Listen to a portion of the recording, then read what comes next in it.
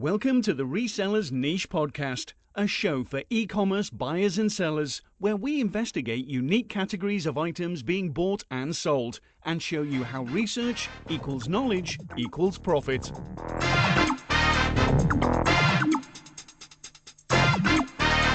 And now the duo who'll never leave you shortchanged. It's your hosts, Russ and Mo. Welcome to the Resellers Niche Podcast. I'm your host, Mo. Russ, how's it going over there in Florida? It's going good, Mo. We're raining again. We needed it, so if you hear thunderstorm in the backgrounds, there's not much I can do about it. That's fine.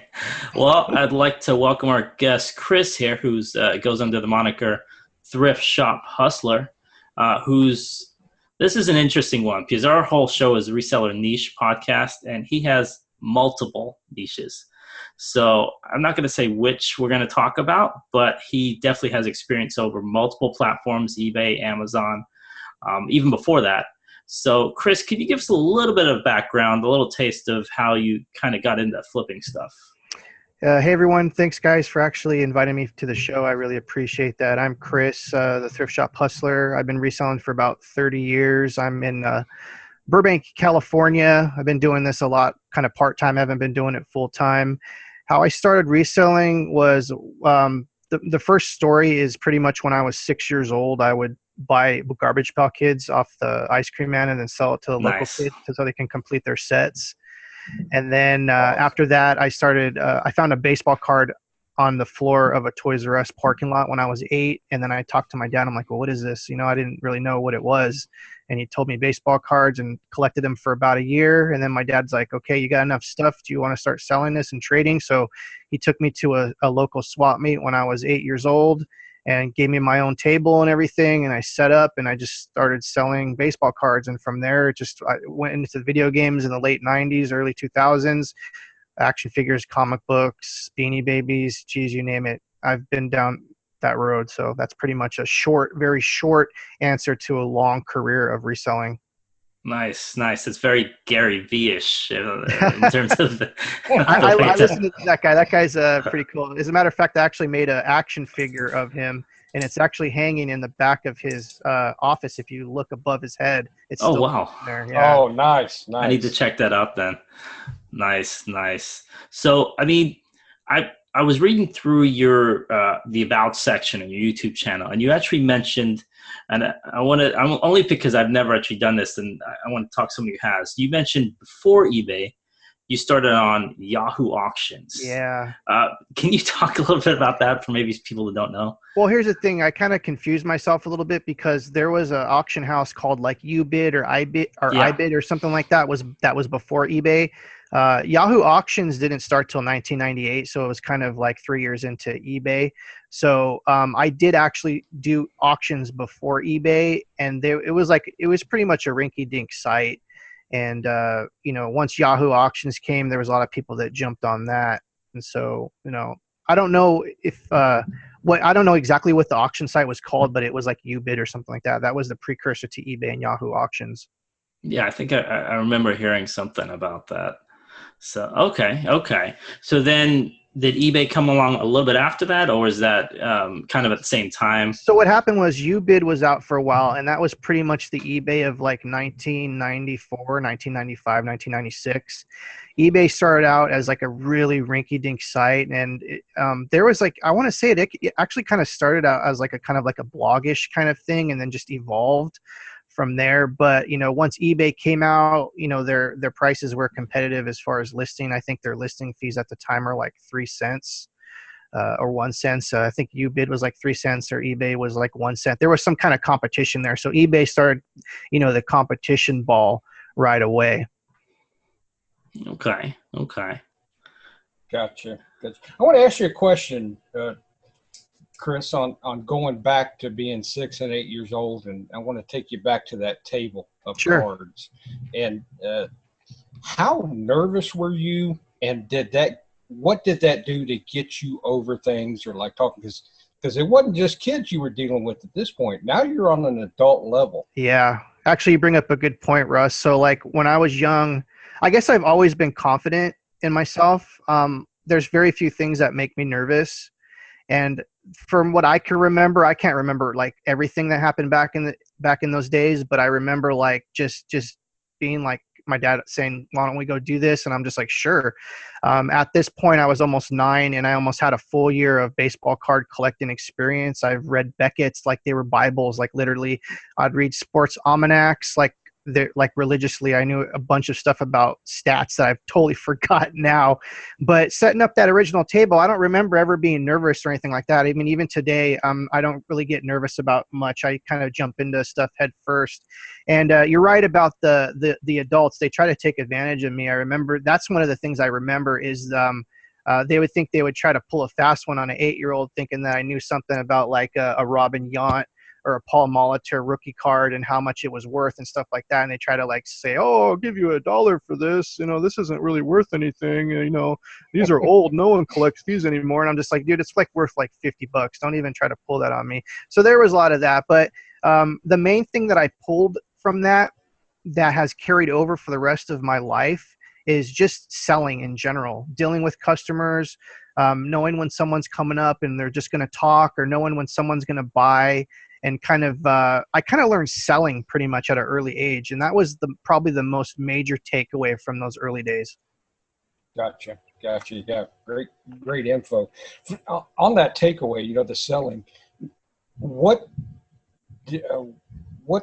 other things did you take those techniques in? Did that go into a job history, or, you know, because that's a confidence that a lot of people don't have. Yeah, sure. So it's just like you learn selling is really all about being a people person, and you just have to relate to people. Like selling is easy. All you need to do is, if you're selling in person, you just got to relate to the person. You know, you don't want to have that agenda of like, oh, I'm trying to sell them something. You want to level with someone first. And I learned that, you know, if you're just personable with somebody, you know, it's more likely to get the sale. If someone comes up to you and you're all negative and things like that, you know, the energy is going to transmit and stuff is not going to happen.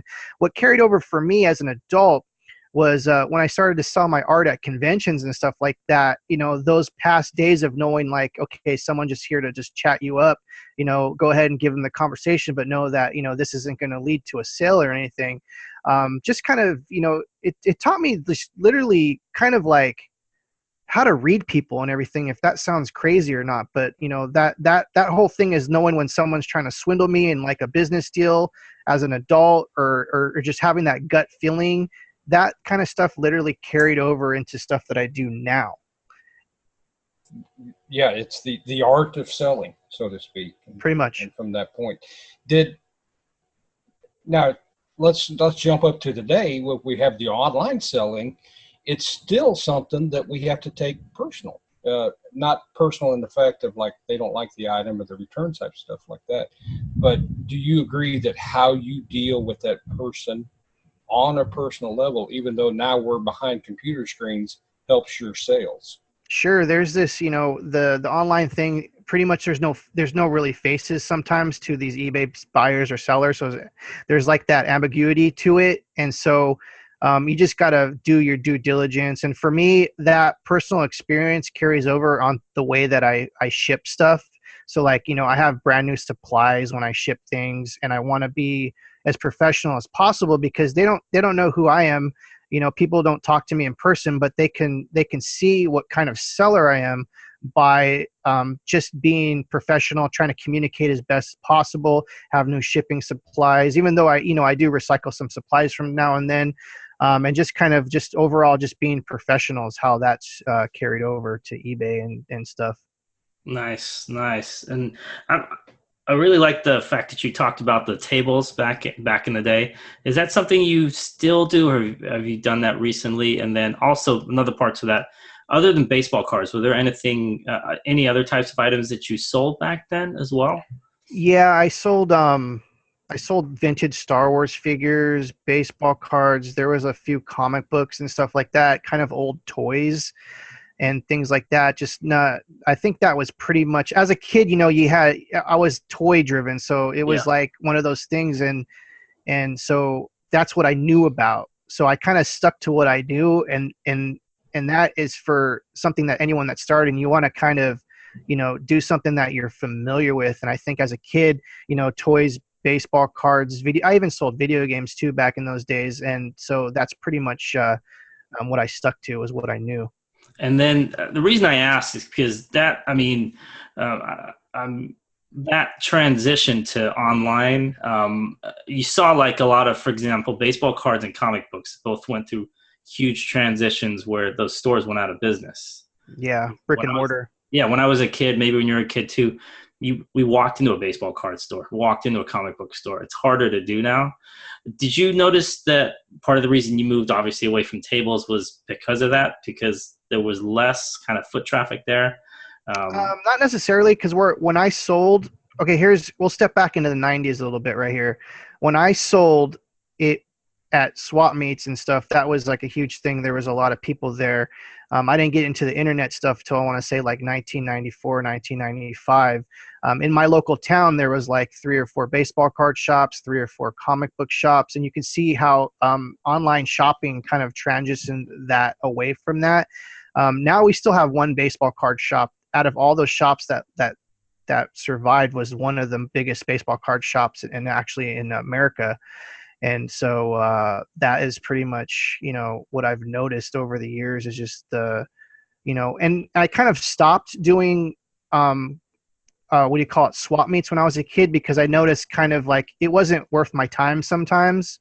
And, sometimes you'd have a good day and sometimes you had a bad day. And of course I was a kid, so my dad had to lug me around back and forth. So in life and in seller, you got to know when to hold them and know when to fold them, man. So at the time I knew that it was over. So, I just kind of packed it up and started to sell online. Okay. And then, so moving forward, I mean, what would you say right now are some of the, I know you sell a lot of different types of items. What would you say one of the bigger categories you sell in? Right now, I would say DVDs and video games and kind of hard goods in general.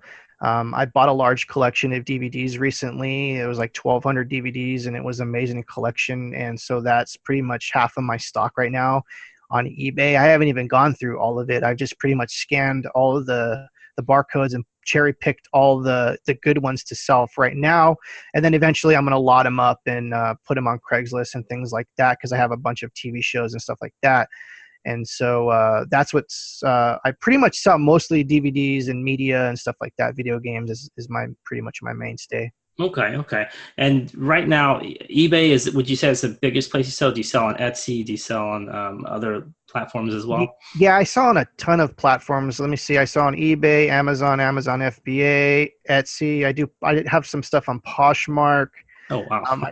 I do Amazon merch, and which is a whole different subject in itself. But most of my stuff is on eBay, but I do cross sell on Amazon, which I suggest people do for sure, because Amazon's a huge network of traffic.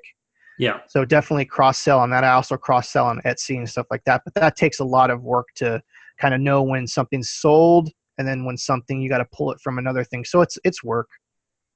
Okay.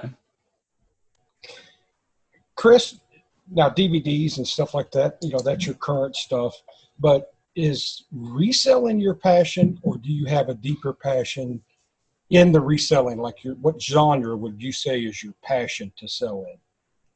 Right now, that's kind of, I'm not necessarily sure if I have a specific niche that's a passion. I've been selling a lot of DVDs, and I've learned a lot about that whole genre, because there's things called like out of print DVDs, which stuff is not being sold anymore, even on Blu-ray. That's a whole popular thing right there. And basically, I sell a bunch of stuff. Here's what I'm really passionate about. I'm passionate about the hunt. Like, I enjoy listing and all that stuff, but to me, just being out in the field and looking for those lost treasures is what like, not about like the subject, even though I love vintage Star Wars, I love toys, I love video games and everything. Just the simple hunt of just going and finding something in a box buried deep in a garage sale. I think I'm with you on that. That's my passion, just the actual hunt and the dig and that's what when I get together with other resellers, that's what I talk about the most, not an item. Yeah, and there's some people that aren't into that. Like my wife, when we go to Ross, I don't know if you guys have Ross where you guys live. It's like an outlet kind of aftermarket outlet store, and a lot of people find like Nikes and stuff and sell them on that. That's a whole big thing now. But back in the day when I used to go to Ross, my wife would hate to just have to like dig through stuff. I'm just like, we're polar opposites with that because I love that hunt. It's just it's fun to me. It's not right. Now on the other side of that, when you're hunting, what's some stuff that you just avoid that you may know that it is a resellable item, but I'm not touching that? This is going to sound kind of crazy to some, but I've dived into vinyl records, and there's a lot of people saying, vinyl records do sell. Every single niche, there's going to be amazing things that you can find. And I found that the most part, vinyl records are some of the stuff that I stay away from. Even though I'll look through them, it's very rare that I'll find a gem or anything in there. And I definitely stay away from clothes. One of my major weaknesses is clothes. I've tried to get into clothes, and I can't tell you every time I start to get into clothes, it takes me so much time to figure out sizes, styles, names, and all this stuff. And it's a waste of my time. When I know about hard goods, I can just fly through auctions and listings and things like that. So the major thing is I avoid clothes. I do look through shirts because concert shirts are a big, huge money maker. And so don't pass up that. But things like pants and sweaters and dresses and stuff like that, I avoid. Gotcha. Now, what are your favorite 3 flips? If I say, hey, Chris, what's your favorite stories, man? What are your 3 ones that you had the best ROIs, or you just had the best story with it? Right. Well, let me think about that because it's been a long. We'll go top 3. We'll go from 3 to 2 because I can remember. Okay. So I've been doing this for a long time. There's been tons of flips, and I think like one time I was working at my current job. I think this was like 2006 or 2007. And a guy, we started talking, and I saw him talking about that I collected Star Wars figures, and he had a vintage Star Wars collection that was huge. And it had like vehicles, accessories. It's pretty much had a complete set. I started talking to the guy, and he's just like, oh, I hate this stuff. It's just collecting dust or whatever. And he's like, I'll sell it to you for $150. So I got a pretty much a whole complete collection of vintage Star Wars figures for $150. And I felt kind of bad like years later, like, God, that guy didn't even know what he had. Like, but I was just like, oh, sure. Honestly, he didn't even care. He was just didn't care. Yeah. He was just like, well, just I'm all, well, how much do you want for it? And he's just like, oh, $150. I wasn't going to be like, oh, sure. No, here's 500. Here's 1,000, like, it was just like, he's just like, I just want to get rid of it. It's collecting dust. That was I sold that stuff for literally 2 years, just parting it out. I found out a lot of crazy things about Star Wars in that time. I had variations that I didn't know existed. I didn't know at the time that weapons are worth a lot of money, like the vintage weapons, because they make reproductions. That's another thing. Anyone that's getting into vintage Star Wars, a lot of the weapons are reproductions, so do your research on that. Number 2 is was this year. I went to a estate sale. I don't go to many estate sales. I go to them from time to time, and they're actually really fun, but prices are usually higher than garage sales by a lot. Right. And I found these 2 pieces of electronics that were sealed. They were the same thing. And I looked at it, and it said like interactive pager or something like that. And I'm just like, okay, well, will you take $6 for this? They were sealed. And I brought them home. I did some research to find out it was the 2nd generation BlackBerry before the very common BlackBerry that everyone knows. It's like a handheld thing that you type on. They had a pager. They had a pager that flipped up, and you were able to type. And I found a sealed one. There was no comps, no nothing as far as like what I had. And so I ended up selling those one was sold for $175, the other one sold for $250 to collectors that were in Silicon Valley. I guess they're museum pieces from what I heard. I probably could have got a lot more for them because they were sealed. But one of the things I want to hit home on everyone is if you can find vintage computer hardware and software for a good price, even if you can't find comps on them, just buy them, because that $6 I would have ate if I would have got home and it was worthless. But look what happens when you have that feeling and you do it. So that was number 2. and then number one is probably the biggest kind of flip I did. I found two statues.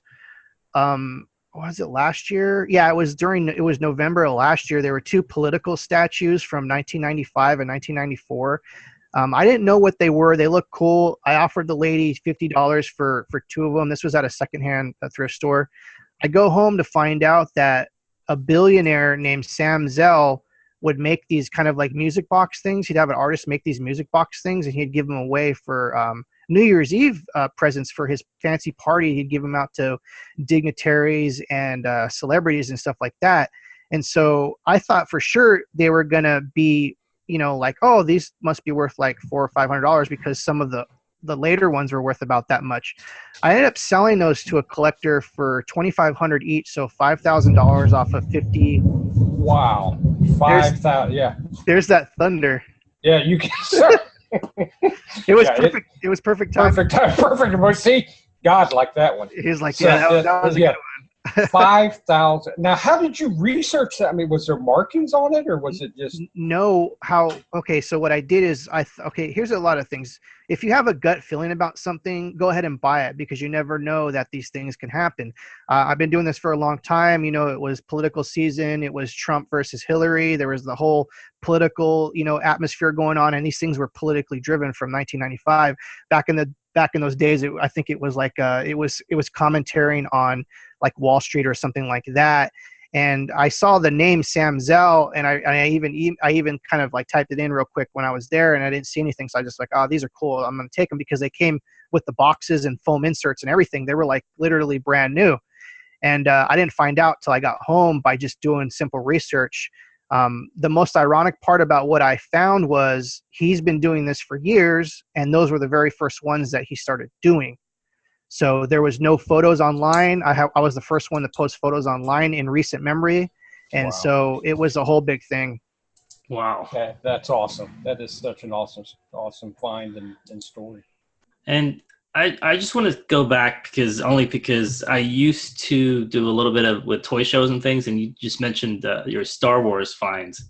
Have you noticed with maybe other action figures and collectibles too, that there's kind of like not just when movies come out when they kind of go up in value, but have you bought stuff that maybe 5 years ago was worth next to nothing and now it's just hot? I wouldn't say action figures, though. I know that when the new Star Wars movies started coming back out, as far as like episode 1 and 2 and 3, this is kind of going back a little bit to early 2000s and 1999. I noticed that the vintage stuff went up, and then now like when Force Awakens came out, I noticed that there's an uptick in vintage stuff. So Star Wars has always gone up and down. The crazy part about Yahoo Auctions in 1998 and eBay in 1995, it was a buyer's market. I can literally buy boxes of video games, boxes of figures for so cheap. And now they're worth a ton. But I noticed that with Marvel figures too. Back in the day, there was Toy Biz. I don't know necessarily say Toy Biz figures are still worth that much, but I noticed like whenever a movie comes out, I mean, even Deadpool. I used to collect Marvel comics back in the day, and I sold my collection in 2001, which I regret to this day. So like, here's the thing. Let me back up a little bit. If you know that a movie's coming out way down the road, and you know that those comic books that the character is appeared in go up. I can't tell you. So like the Deadpool one has gone up to like 100, 150. It's crazy. And you used to be able to buy those for like $3 or $4. I mean, not even like 5 years ago.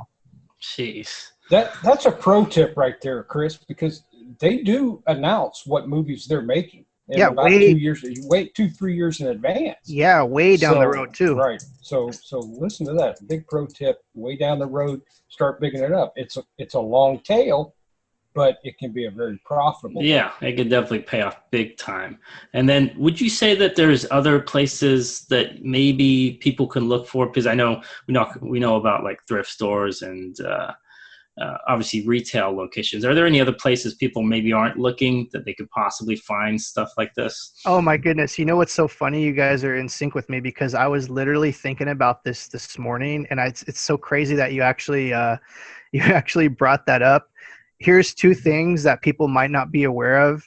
Goodwill has an auction site. It's like eBay. Uh-huh. And are you guys familiar with that place? I have heard of it. I haven't used it much. I think it's Goodwill. It's shop Goodwill, yeah. Let me tell you. Go ahead, Russ. I used it in Mobile when I lived in Mobile, Alabama, because what I would do was I didn't pay shipping. It was shipped to store. Yeah. So yeah. So that's one, and it's a great place for retail or online arbitrage. Is I can't tell you how many times I've found rare things on there that no one's bidding on. This weekend, I passed on a pallet of doctor gloves. I forget what they're called. They're like latex gloves for operating rooms or whatever. Okay. So let me show you this. It was in Wisconsin. It was a pallet. It had to be picked up, so I couldn't get it. I tried so hard to try to find someone in Wisconsin it was only $200, and it was 32 cases of these things, and they retail for $100 a case. So that flip in itself would have been amazing, but I couldn't find anyone in Wisconsin, that was willing to go. So shopgoodwill.com is an amazing resource, especially if you have a super niche. Yeah. Go look there. And another thing that people might not even realize, Yahoo Auctions still exists in Japan. And, okay. and you can, wow. Yeah. And there's sites that are set up that translate the Japanese into English, and you can literally find hidden nuggets in there and have it shipped from Japan. And it's a good thing for video games. You can find rare video games. You can find rare collectibles and stuff like that. So those are the two hidden kind of online arbitrages that people might not even have heard of. I hadn't heard of that. It's funny. Yahoo Auctions Japan. That's cool. I didn't think about that. Now, I wanted to make sure that we have enough time here because I want to talk about your channel, or if you could give us kind of a background on your channel and other places where you are right now. Can you talk about that a bit? Yeah. So like you can go to thriftshophustler.com, and that'll take you directly to my YouTube channel. And I'm trying to, life is a little crazy for me right now, so I'm not uploading as much as I used to, but I'm going to get back to that. I do a lot of stuff like, know your stuff. We'll dive deep into a certain niche and we'll talk about it. Like I did Beanie Babies, Funko Pops. I touched on Star Wars a little bit. So that's pretty much what I got going on there. I do kind of updates on my eBay sales every week and stuff like that. Okay, cool. And I think we're definitely going to have you come back on because this went by in like the blink of an eye. Awesome. Yeah. And also, if we do a live, would you be willing to be a guest on a live? Oh, absolutely. I've done live shows before too, and they're actually really fun. So yeah, I would definitely do that. Cool. And then our slogan here is Reseller's Niche Podcast is research equals knowledge equals profit. You've already given us a ton of nuggets. Is there anything else, possibly the one thing you could say to a newbie just starting out? I would say do your research and take baby steps into it, and sell stuff that you like, that you're passionate about, because then it won't feel like a job and you'll kind of have your foot in the door because you'll know about a certain product. So list what you know, baby steps. Gotcha. All right. Well, we really wanted to thank Chris for coming on today. And if you want to contact him, we're going to put all his in the show notes. We're going to put YouTube channel, Instagram, everywhere to catch him on social media. And so for me and Russ, we'd like to thank you for listening to the Reseller's Niche Podcast, and we'll see you guys next time.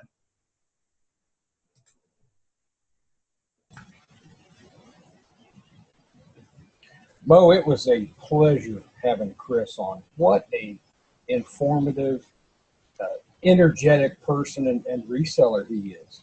Oh, yeah.